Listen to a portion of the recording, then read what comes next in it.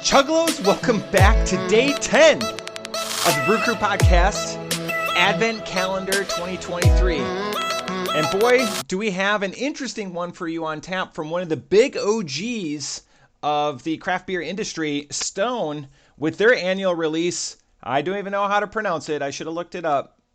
Xocoveza. I'm going to say Xocoveza. The interesting thing, the takeaway, this is a spiced Imperial Stout coming in at 8.1%. I made sure to double check that after yesterday's foul on mine. Is what I like here is it says age at cellar temp, 35 degrees Fahrenheit or 13 degrees Celsius.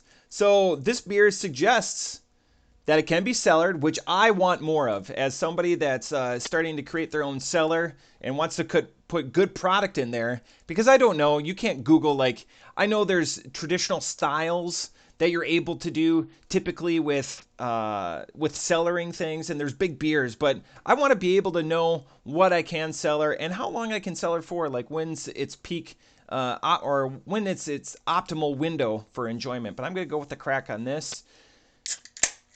I protected it so it didn't get all over my keyboards. Oh.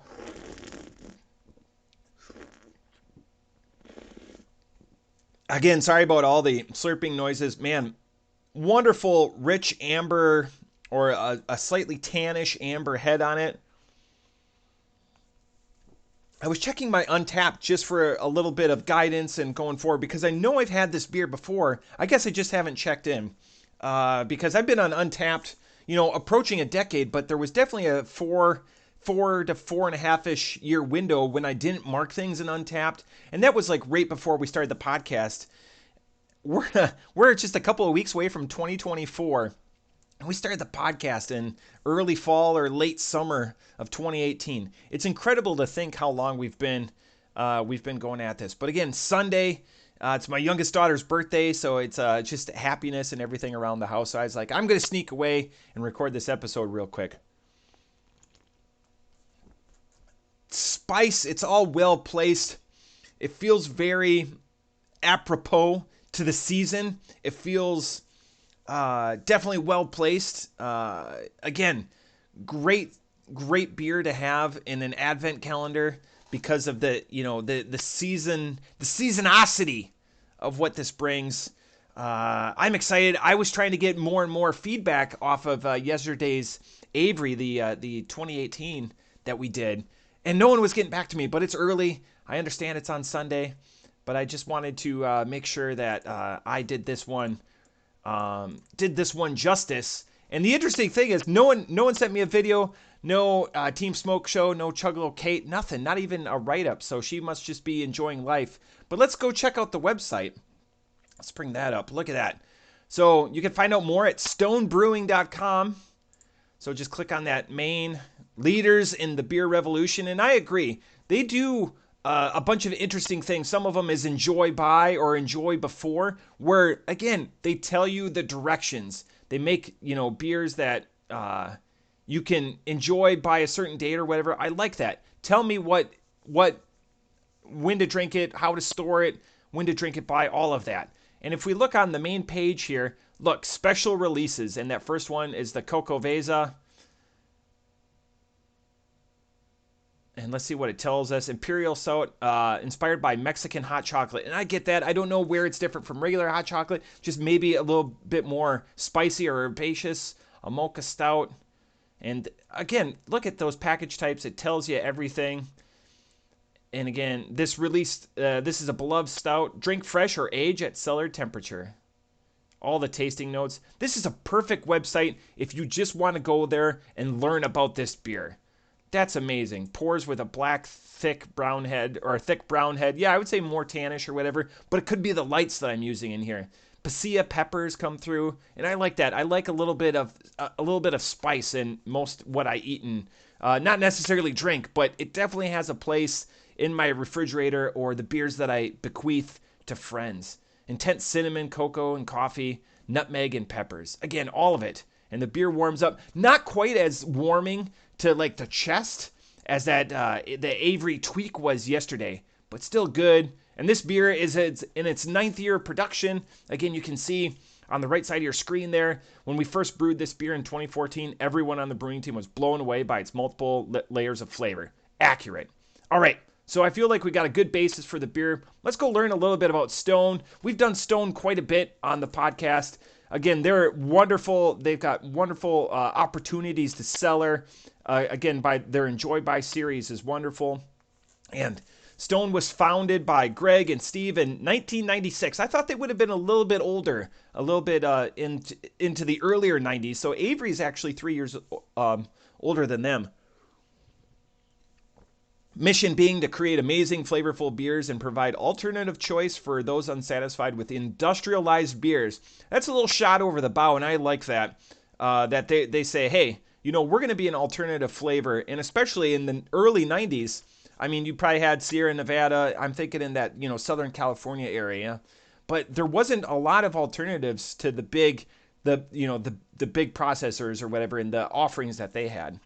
It would have been interesting to be a little bit older because obviously in '96 I was 13, so craft beer wasn't really on my radar. How that scene was back then, and then of course none of this happened overnight. Here are the few highlights. Again, great website, great timeline. I like that it delineates all their steps. Stone Pale Ale. We're open. Stone Smoked Porter. All right, so we get the gist. But again, Stone is a beer that when you see it on the shelf, you can reliably buy it and know that you're getting a quality product. I don't think I've had a Stone that's been either a drain pour or lower than hypothetically a 3.0. In the crowded industry, it's tough to get Stone typically. Not tough to acquire it, but it's tough to find room when there's so many different beers out there that satisfy all the curiosities of your palate. Whether it's adjuncts or different types of beer. I'm not familiar if there's any Stone barley wines. There probably are, but those things that you seek after because they do a lot of their offerings in double deuces. So it's an opportunity, and they have the raised print on the bottles, which is also kind of a unique characteristic of Stone. All right, even though it's inspired by Mexican hot chocolate, I enjoyed this one fresh out of the fridge, absolutely chilled. Again, there's other people that want it to be warmed up to that optimal temperature, like that mid to upper 40s or whatever, to wake up a lot of those spices. I get that nutmeg, I get that cinnamon, I get that milky texture or whatever that blends it all together. It's nice, chilled, because again, it's satisfying, and just in the couple of minutes I've been doing this, I'm almost done with the can. 8.1, it hides it. You would have a hard time trying to locate the alcohol in this. I'm wondering if there's a way that you could doctor this up and make it into a beer cocktail of some sort, because there is so much characteristic and so much richness to it with the milk and the holiday spices. This beer is delightful. I know I've had it before. I wish I would have put in my score just to compare where I'm going to be at for right now. With how excited I am about it, and I'm going to make sure I document it. What could it do better? I don't know. Would you want this amped up to a 12 or a 13 to increase that potency, or is this its sweet spot at 8.1? You could drink a couple of these in a sitting, because it's again, even with that spice or that herbaceousness on it, it's not off-putting. It's wonderful and silky smooth on the palate. So again, I've pontificated enough about this one. Off the top rope, I'm going to give this a 4.25. This is going to be one I consider for the holidays to have this around, and to offer it to friends or whatever. I don't know about the pairings or whatever. I got a few things on the horizon, but I like this one. I would like this one with the richness. Everyone's going to say a dessert or something like that, but almost like a charcuterie board. Adult Lunchables, if you will. But I enjoy this one. This one is readily available. Stone products are widely distributed. They've got a great distribution system. You're going to be able to find this one in a lot of places. It's very attainable. You don't have to go to a specialized bottle shop. But if you do, I highly recommend going down to our friends at the Barrel House if you're close to Dayton. Otherwise, I know a lot of other places where the Chuggalos listen. So seek this one out. I'm just going to give one last spin of the can. We're not going to talk about the art because JT does an amazing job of doing that. But Stone Xocoveza, high recommend, 8.1%. But that's all I got for you guys today. Tune in tomorrow for a Mothership episode. It's bound to be a good one because we'll be back together. Cheers.